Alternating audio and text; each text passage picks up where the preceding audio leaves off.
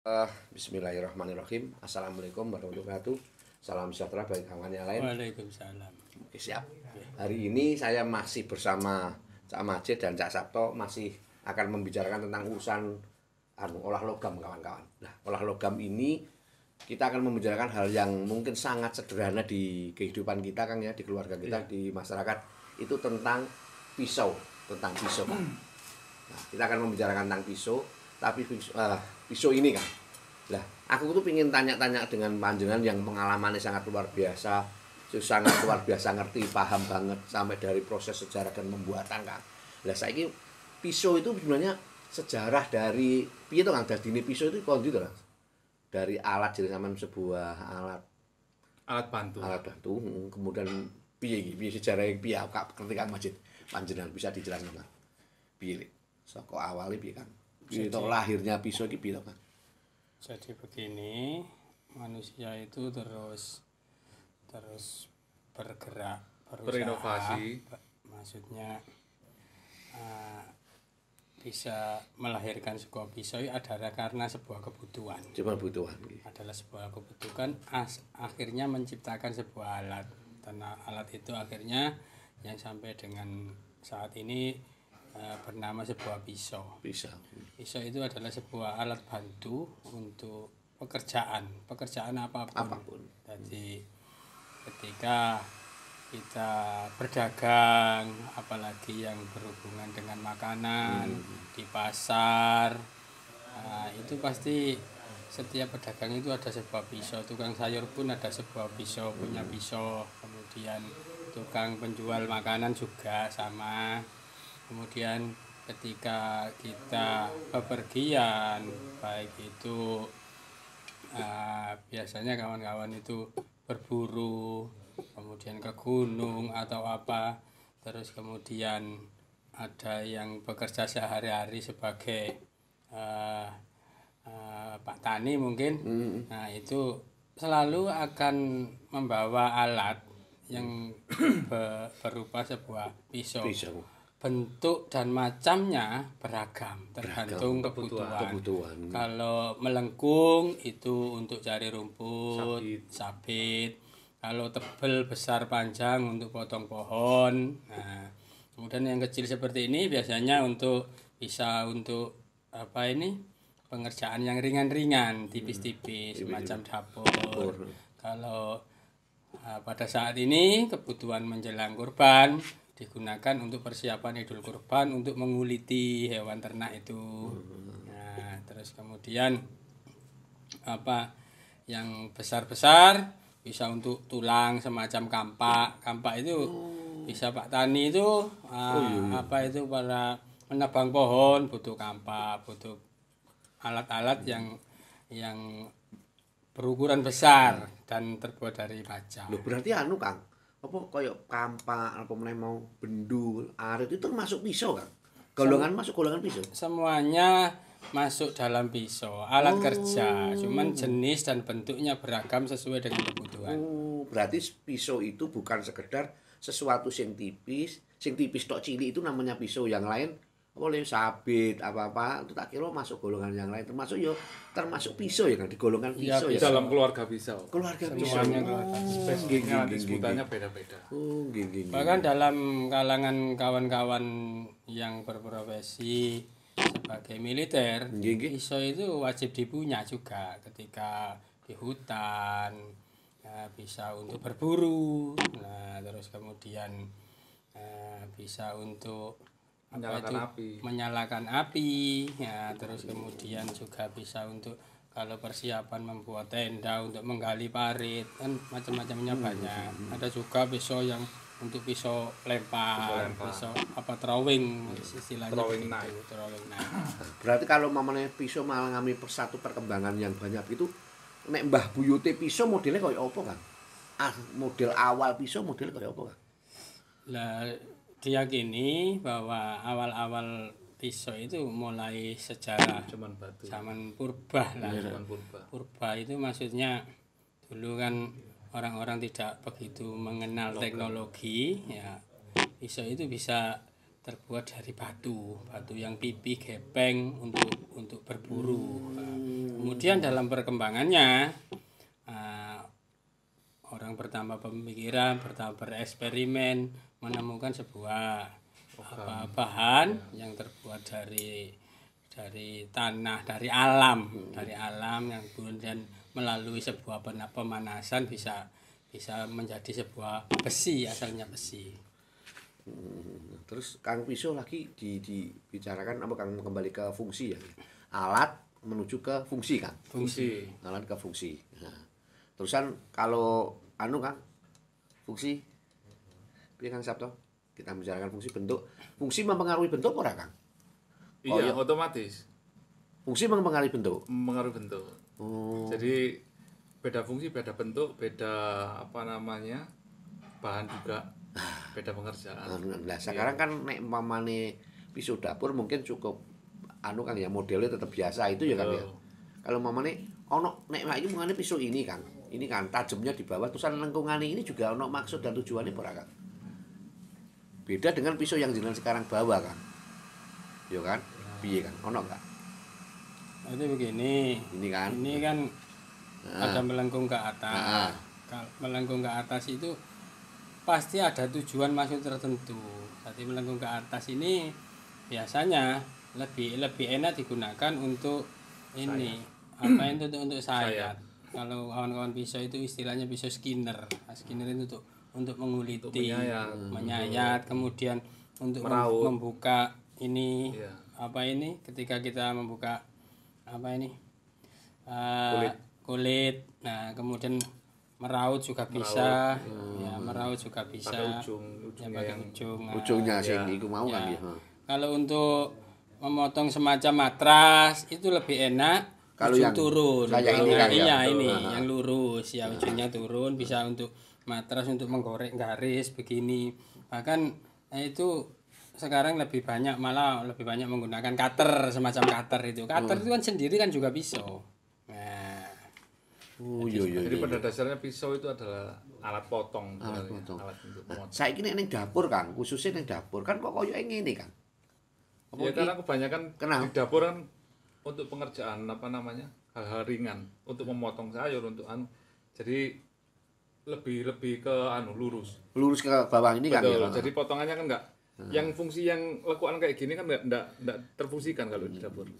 Lebih fungsi yang lurus. Jadi misalnya buah agak panjang itu hasil potongannya sampai ke depan situ. Sini Kang ya. Berfungsi semua. Berarti piye Kang? Kalau dapur yang panjang besar naik ke atas tajamnya, itu biasanya kan kawan-kawan chef itu kan bisa digunakan untuk seperti tek. Ini kan ada ayunannya. Nek chef ya Kang ya. Nek rumah tangga cukup sederhana begini ya Kang ya. Terus kan berarti Kang, pertama ngomong bentuk. Bentuknya ternyata ono maksud dan tujuan. Lah terus nek sing jenengan bilang sing mau Kang, bendunya sing jenengan mau dari Bapak yang untuk nyembelih skinner. Skinner untuk skinner. Ini kalau di sini sebutannya Kok kono bisa nih? Kok kene apa? Piye? Sing kono lah. Apa Lek? Kalau di sini sebutannya gobang. Ini lebih lebih istilahnya terkenalnya di daerah-daerah Jawa Timur yang punya. Yang gini. Iya, di daerah-daerah lain gak ono kayak ya.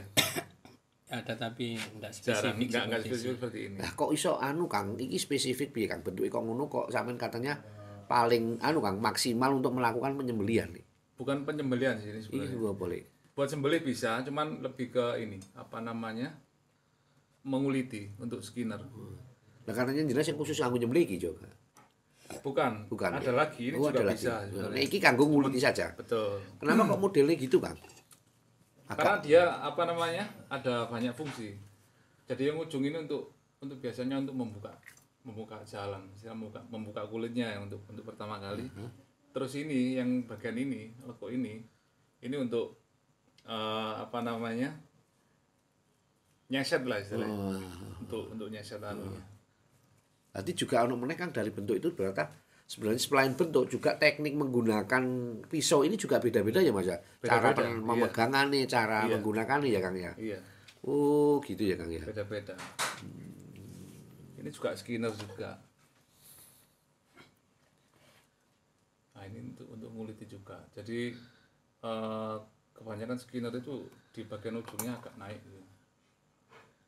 Karena kalau ditekan gini dia lebih menghasilkan sobekan yang lebar dan tidak melubangi kulit. Jadi kebanyakan ujungnya agak tumpul. Oke, sekarang setelah ngomong tentang fungsi, guna, terusan ngomong tentang Kang, apa namanya, jenengan punya standar ketajaman. Setiap pisau juga memenuhi standar ketajaman beda-beda Kang, Pak Majid? Iya, standar untuk ketajaman. Momen untuk sayur berarti? Ya, sayur, untuk daging, untuk sembelih itu ada standar ketajaman. Sendiri-sendiri kan, ya. Sendiri-sendiri. Jadi kalau untuk yang sudah mahir di dapur tidak masalah tajam-tajam sembelih. Tapi kalau yang biasa dipakai ibu rumah tangga, menurut saya sebaiknya jangan terlalu tajam karena bisa melukai tangan sendiri. Pertama itu, yang kedua ning rumah tangga khawatir nanti dipakai anggota keluarga yang lain. Ya, kadang-kadang dipakai anak-anak juga kalau di rumah itu. Kecuali memang pisau-pisau sembelih memang wajib untuk tajam. Untuk tajam. Ya, menurut jenengan ketajaman itu dipengaruhi oleh bahan atau Kang? Hubungannya apa Kang? Berarti kalau artinya kalau logamnya ini makin bagus berarti ketajamannya makin bagus atau semua benda mempunyai kemampuan untuk tajam? Ada ini maksudnya ada bahan-bahan tertentu yang ketajamannya memang luar biasa. Jadi semua baja bisa tajam, tapi yang sangat tajam memang dipengaruhi oleh bahan, kemudian juga proses pembuatannya. Oh, gitu. Artinya kalau jenengan sudah ahli ngasah benda tajam setajam apapun, tetap akan kalah dengan sing logam memang duwe kualitas sing bisa ditajamkan dengan sangat maksimal ya. Iya, kadang-kadang gini. Besi pagar pun diasah dengan tipis itu akan bisa tajam juga. Cuman beda karena kalau memang bahannya memang kandungannya bagus untuk sebuah pisau, tajamnya itu berbeda. Berarti Kang, logamnya ini olahan Kang, bukan murni logam gitu ya Kang ya? Campuran. Kang. Yang namanya logam kan paduan. Kalau biasanya dalam istilah kimia itu kalau besi itu bisa tulisannya Fe ditambah dengan yang lain-lain, komposisi yang lain-lain semacam karbon, semacam kromium, semacam mangan, semacam fosfor, semacam yang ada tulisannya S. Nah, itu baja-baja paduan untuk menambah ketajaman, menambah keuletan, menambah ketahanan terhadap korosi. Nah, itu masing-masing sudah diproduksi oleh perusahaan-perusahaan baja dan biasanya itu ya rahasia dapur mereka. Jadi disesuaikan fungsi kan. Jadi kalau misalnya untuk alat berat itu lebih dikuatin di bajanya.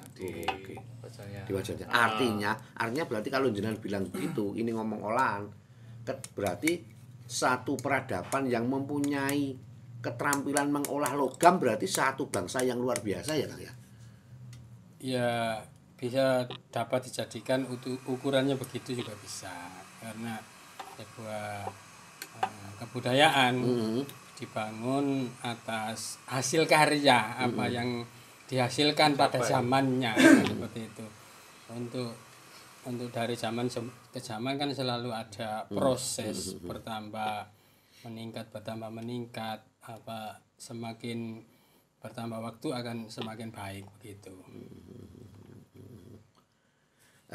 Berarti kan ini juga kan logam ini jenengan itu dianggap satu peradaban sehingga pisau yang dibilang ini sampai bisa menghadapi kondisi alam ya Kang ya. Jenengan karena mungkin ono sing tahan jenengan bawa pisau untuk yang kena air garam biar bisa tahan panas ya.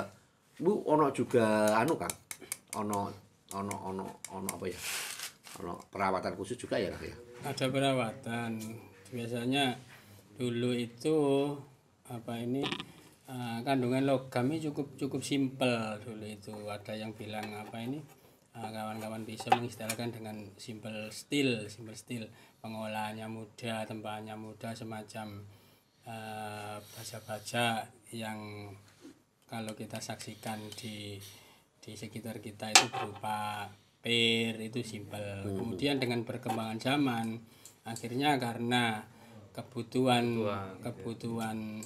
untuk perkakas alat dan lain-lain, kalau baja semacam itu kan ketahanan karatnya kurang. Akhirnya ya manusia menciptakan melalui pabrik-pabrik itu, kemudian menambah dengan kandungan krom, jadi bisa menjadikan pisau itu lebih tahan karat.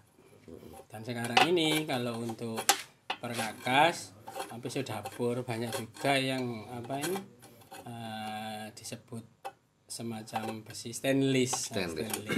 Cuman kalau stainless benar tajamnya tidak begitu awet. Dan sekarang ini banyak juga baja-baja yang disebut baja modern, ada banyak di pasaran. Siap. Online juga banyak. Nah, saat ini membicarakan tentang ini kan, ini punya alat juga punya fungsi kan, ya kan. Nah, pisau-pisau ini jelas otomatis punya satu perawatan khusus kan. Kayak umpamanya kalau mamane dia bekerja di mau ning dapur mungkin kan perawatannya apa kan diasah 1 bulan sekali 10 kali atau apa ya Kang? Kalau pisau dapur mungkin mengasah ya tergantung kebutuhan kita, butuh ketajaman seperti apa. Nah, misalnya untuk mengiris semacam tomat atau timun, kalau dirasa irisannya tidak baik, tidak bisa halus, itu berarti memang kurang tajam. Artinya bergerigi, ketul, waktunya diasah. Selain diasah kan mungkin dicuci wis beres Kang ya. Ya, biasanya dicuci kemudian dikeringkan. Nah, karena untuk menghindari korosi karat. Air itu kan juga bisa menyebabkan sebuah pisau atau baja menjadikan karat. Nah, kalau itu kondisinya pisau dapur Kang. Nah, terus nek menggunakan pisau ini untuk menghadapi es batu, es kan dingin. Ada khusus Kang? Atau meneh pisau yang menghadapi harus panas-panas Le? Ayo. Ini begini, saya juga pernah dapat keluhan orang untuk membuat sebuah pisau. Waktu itu keluhannya begini, dipakai untuk pisau kalau di Surabaya itu namanya godir. Godir itu adalah pisau untuk panas dingin. Memakai pisau berbahan per, ya beli di pasar itu sering patah. Kemudian saya berpikir pisau yang dari bahan tahan untuk suhu dingin ataupun panas. Akhirnya ketemu stainless. Stainless itu benar memang tajamnya nggak awet, tapi punya sifat yang tahan panas dan dingin. Masuk panas, celup, terus kemudian dingin, panas, dingin. Stabil. Jadi tidak mudah patah. Dan kemudian semacam godir agar-agar itu ya, itu kalau secara skala besar kan butuh pisau yang lebar untuk memotong biar bagus, tidak jelek potongannya. Itu kan bahan-bahan benda lunak, jadi tidak perlu kita ini perlu tajam betul, tapi karena kebutuhannya itu tahan panas dan dingin, akhirnya menentukan bahan untuk sebuah pisau untuk pemakaian itu. Iya, begitu. Berarti artinya kan sampai ya Kang, itu kalau jenengan dhewe sampai harus ternyata gawe pisau itu enggak sesimpel mung logam kene kasar, kene halus digawe tidak kan, tapi harus memahami bahwa DE menghadapi situasi dan kondisi kayak apa ya Kang ya. Iya. Jadi sesuai dengan kebutuhan saya sendiri bisa seperti ini karena ada permintaan. Jadi permintaan keluhan kita tampung dulu kebutuhannya seperti apa. Kalau butuh untuk pisau yang tajam dan ketahanannya lama, nah itu beda lagi. Itu biasa dipakai untuk kawan-kawan yang biasa untuk sembelih yang seperti itu, biar tidak gonta-ganti pisau. Itu sih untuk standar ketajaman pisau sembelih itu. Iku cek kanca-kanca padha ngerti ngono lho. Standare kaya apa sih? Mungkin bisa dipraktekkan di benda atau di apalah supaya kanca-kanca iso ngerti ukurane lho. Jadi kalau sudah terbiasa untuk mengecek sebuah ketajaman pisau, bisa benar-benar tajam, banyak media-media yang harus digunakan. Kalau kawan-kawan maker pembuat pisau dengan merabah dengan jari ini, Sudah terasa ya. nah, sudah bisa terasa ya. Meraba jari itu ya, yang ya, ini kebetulan pisau masih belum jadi. Jadi dengan seperti ini sebenarnya sudah beda merasakan kalau sehari-hari sudah mengetahui standar ketajaman pisau. Tapi kalau kesulitan biasanya dengan menggunakan media mencoba dengan cukur bulu ya. Cukur bulu, kemudian bisa dengan kuku. Oh, motong kuku ini kan. Ini karena tidak tajam, cuma ditempel gini aja. Kalau ditempel. nyokot. Oh, tempel toh. Kalau masih lewat seperti ini berjalan, izin, berarti belum tajam. Belum tajam. Oh, Terus kemudian bisa dengan rambut potong satu gitu kan ya. Enggak, seperti ini. Ditempel. Ditempel aja. Kalau nyangkut berarti tajam. Terus kesempurnaan ketajaman itu harus dicek mulai dari pangkal sampai ke ujung. Dari pangkal ke berarti ujung. tidak bisa. Misalnya ini ya, Nggih. mulai dari pangkal gini, nah, terus dari ujung biar ketajamannya bisa merata. Kadang ada yang diasah itu tajamannya separuh, tengah, yang atau di ini ujung kurang tajam. kurang tajam. Bisa seperti itu. Kemudian bisa menggunakan kertas tipis itu. Betul. Ya. Atau plastik. Ada kawan-kawan lagi sering bereksperimen juga dengan menggunakan tisu. Jadi tisu itu kan sangat ringan. Jadi kalau enggak benar-benar tajam, enggak akan bisa untuk membelah tisu. Bisa dengan plastik. Kan macam-macam tingkat ketajamannya. Dan karakteristiknya juga beda. Untuk plastik itu kalau tajam-tajam untuk cukur bulu belum tentu bisa untuk plastik. Ya. Terus untuk plastik kadang-kadang tidak enak untuk buat cukur bulu karena kalau bulu akan terasa kerek seperti itu akan kasar. Tajam bulu itu halus. Kalau tajam plastik agak kasar biar nyaman. Rasor Terus kemudian tisu juga demikian. Macam-macam ketajamannya. Kadang-kadang ada cabut rambut satu, nah ditempelkan gini. Kadang-kadang ada yang ditiup. Nah ini bisa putus. Itu benar-benar tajam. Berarti nggak sampai ada satu tenaga yang dianu kan? Iya. Ditiup biasanya. Nah ditiup begini bisa tajam. Terus sing apik sing karakter sing kaya apa sih? Sing iso cukur bulu apa cukur tisu atau sing kaya apa sing bagus untuk menyembelih? Jadi gini, karakter untuk menyembelih semuanya kembali kepada kebutuhan juga. Masing-masing penyembelih itu juga ada kefanatikan tersendiri. Ada yang suka tajam yang ada kereknya, ada yang suka ada tajam halus betul itu loh, halus betul tajamnya. Jadi kadang-kadang kita sendiri kalau tidak hati-hati dengan sebuah pisau yang tajamnya halus itu, kegores sedikit nggak terasa, ketika kena air baru merasa perih. Ternyata tadi habis pegang sebuah pisau yang tajam, sama halus itu namanya biasa. Sampai kalau Kang di film samurai itu kan ada orang perang nanti gak kerasa lagi itu belum tajam sekali kan yo. Bisa seperti itu, cuman di film itu kan terlalu banyak yang didramatisir. Pada kenyataannya akan sangat susah. Gitu kan. Apalagi menerbangkan sebuah kapal terus bisa putus banyak. Saya sendiri sampai dengan saat ini belum bisa seperti itu. Nggak tahu apa memang hanya ada di film atau bisa jadi yang jadi kenyataan. Ada mungkin yang memang secara spesifik belajar dulu supaya menimbulkan ketajaman seperti itu. Oke. Kan berarti kan sekarang ngomong pisau itu sebagai alat dan fungsi lah. Tiba-tiba kalau pisau sebagai alat dan fungsi tiba-tiba untuk menyalahi orang apa itu masuk kemana kan? Masuk dikategorikan kemana kan? Jadi begini, pisau ini kan pada dasarnya alat bantu kerja manusia. Ya, tentang penggunaan memang bisa digunakan untuk tindak kejahatan, tapi kembali kepada masing-masing pemakainya. Kalau artinya untuk bela diri kan, ayo kan. Nah, kalau untuk bela diri orang-orang dulu itu ya, apalagi Indonesia, ini ngomong di Indonesia, rata-rata orang dulu punya sebuah sikap. Sikap itu semacam apa itu? Senjata rahasia. Anggap aja senjata rahasia yang akan digunakan apabila terpaksa, biasanya seperti itu kalau melihat dari sejarah. Dan itu juga kan bentuknya modelnya beda-beda kan, Macam-macam. itu masuk kategori apa kan berarti kan? Macam-macam, kalau bentuk itu tergantung ini daerahnya.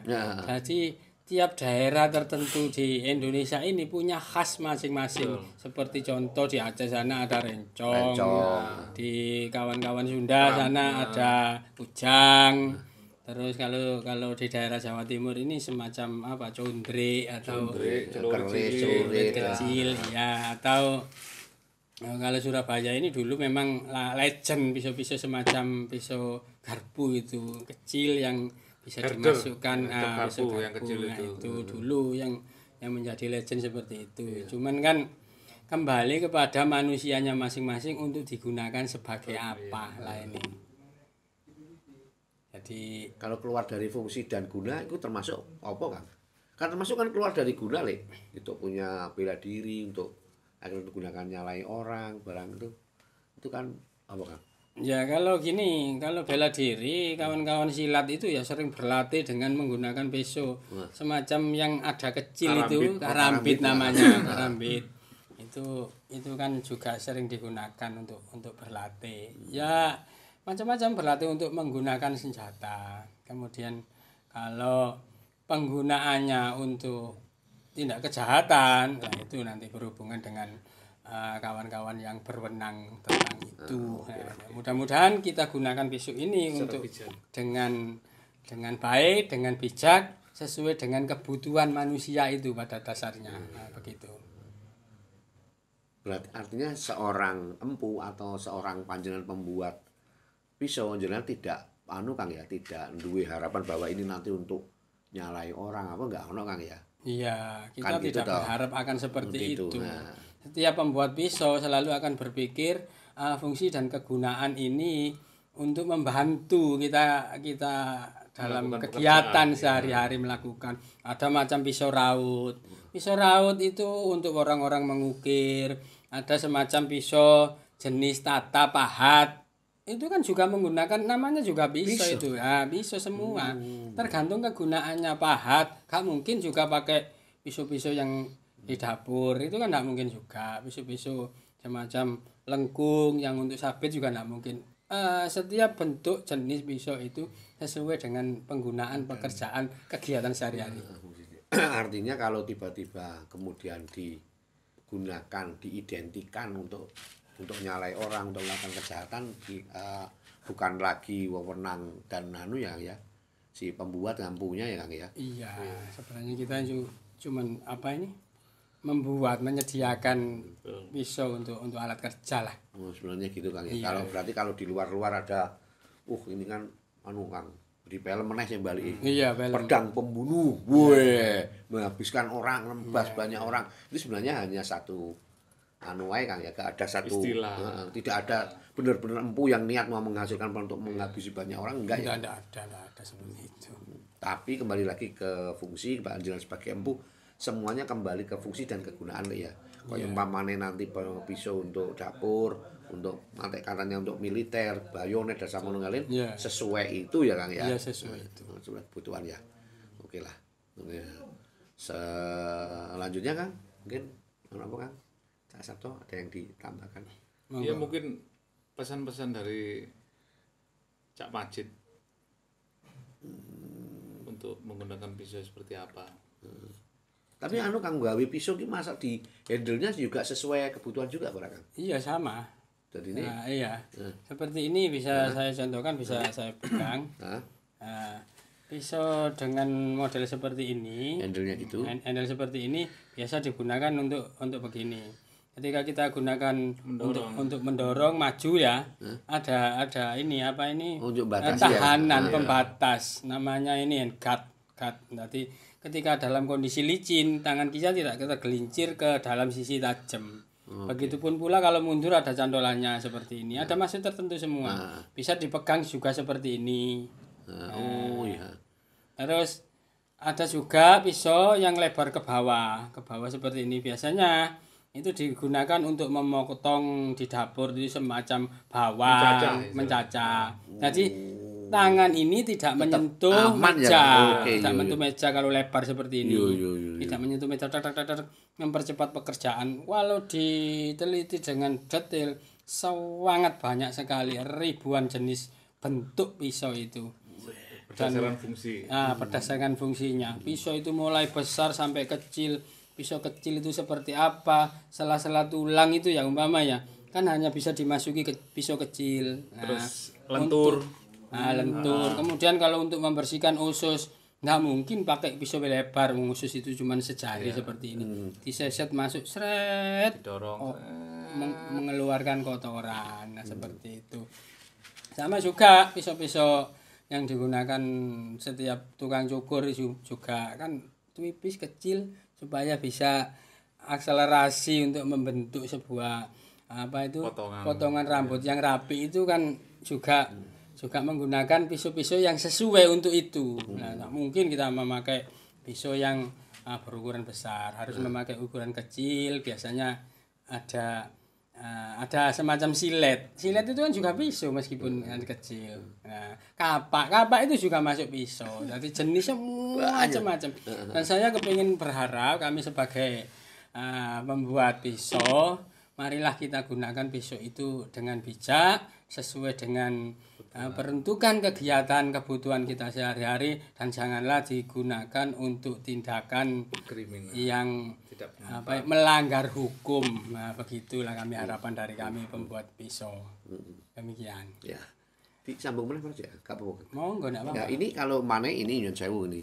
Ini kan pisau ini kan digunakan untuk tangan satu, Kang. Ya. Sementara ada pisau-pisau yang menggunakan tangan dua, Kang.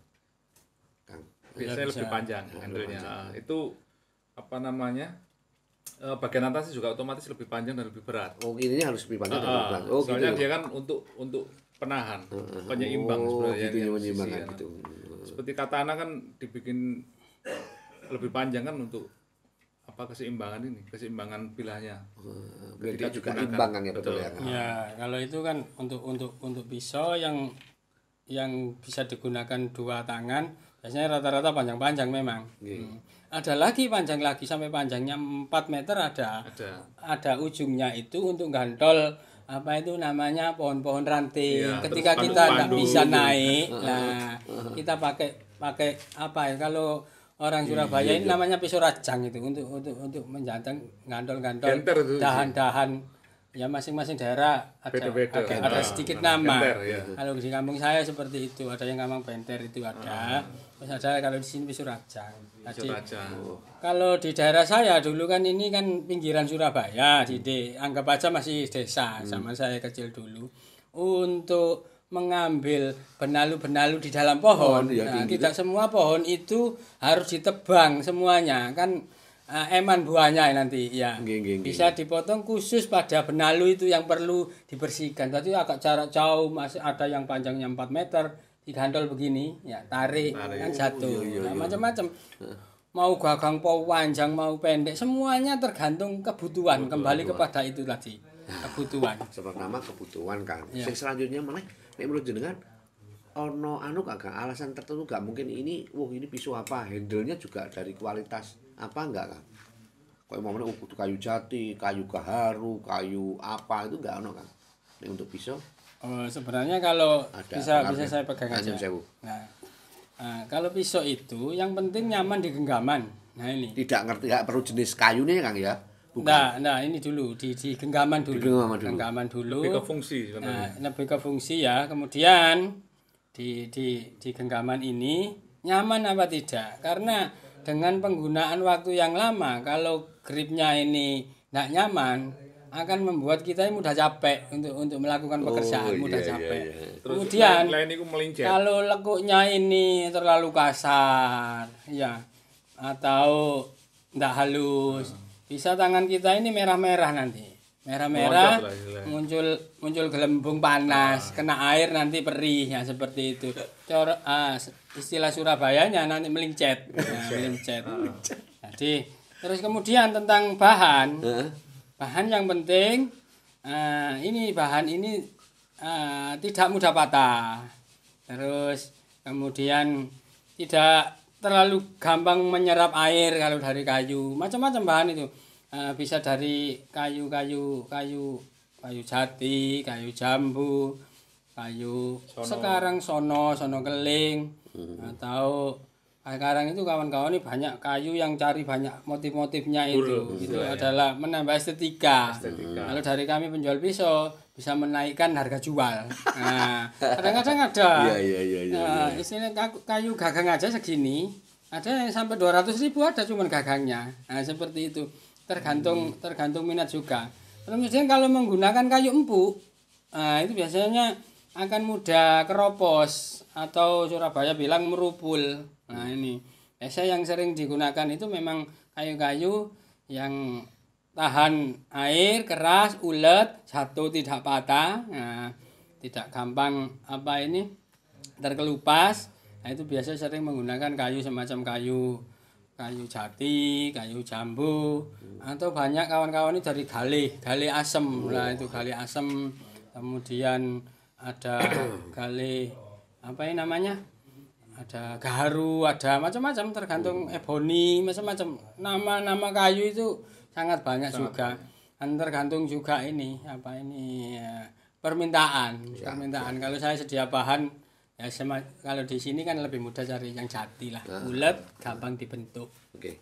Nah selanjutnya Kang, kira-kira ini masuk kategori apa Kang? Pisau yang hanya untuk koleksi Kang? Banyak sekali. Jadi pisau itu kawan-kawan kolektor kepingin punya pisau satu dari bahan bermacam-macam.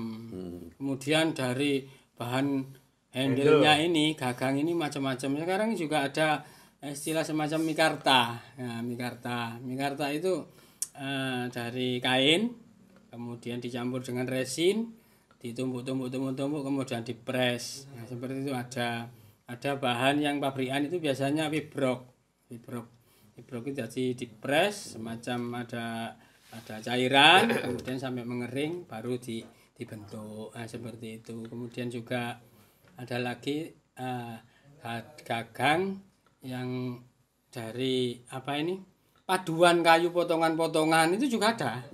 Tergantung permintaan.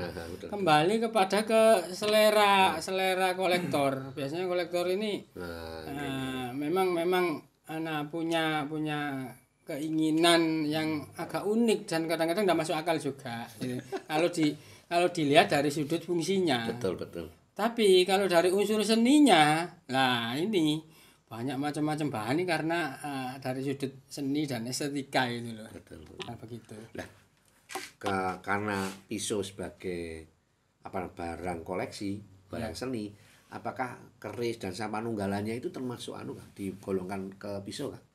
Bisa digolongkan ke pisau. Cuman itu adalah kalau seni. Kalau keris itu mulai dari pembuatannya aja sudah prosesnya sangat detail, jelimet. Nah, paduan dari berbagai macam logam ditambah lagi Indonesia tiap daerah punya pakem-pakem tertentu. Itu dari lekuknya, dari pamornya. Kemudian belum ngomong ke gagang sama sarungnya. Tiap daerah punya khas masing-masing. Dan saya sendiri kurang begitu detail tentang yang berhubungan dengan keris. Siap. Berarti kan artinya Kang sebagai penutup pisau atau tadi olah tempa ini sebenarnya membicarakan tentang manusia ya Kang. Iya. Membicarakan tentang manusia Kang. Iya. Berarti gitu ya. Iya. Dari karena ternyata membicarakan keris membicarakan satu persoalan yang pura-pura kan ya. Wah, ada bercabang-cabang itu nanti. Banyak sekali kalau mau digali. Oke lah, mungkin seperti ngono Kang Majid, aku matur suwun Cak Sabto. Muga-muga omongan ini sangat bermanfaat buat kawan-kawan di luar. Ngono Kang nggih.